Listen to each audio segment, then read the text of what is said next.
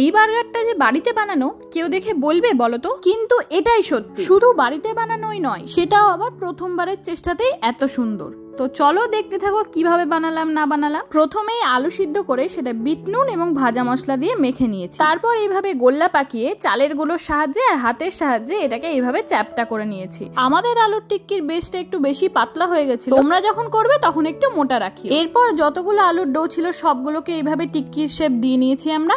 এবার এগুলোকে ভেজে নিলেই হলো। তো প্রথমেই আমরা প্যানে দিয়ে দিয়েছি সাদা তেল এবং তারপরে দিয়ে দিব বাটার। তারপর একে একে এগুলোকে আমরা ভেজে নেব, তাহলেই তৈরি আমাদের আলুর টিক্কি। তারপর আমরা পাউরুটিটাকে একটু ভালো মতো সেঁকে নিয়েছি আর তার সাথে কেটে নিয়েছি শসা এবং টমেটো।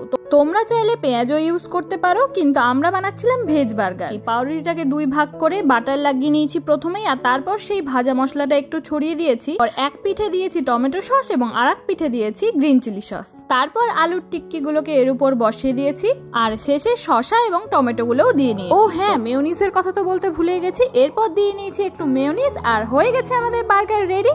আমাদের রেসিপিটা তোমাদের কেমন লাগলো জানিও কিন্তু। যদিও এই পুরো রান্নাটাই করেছে দিদি, আমি খালি ভিডিও করেছি। তো আজকের ভিডিওটা এইটুকুই, টাটা।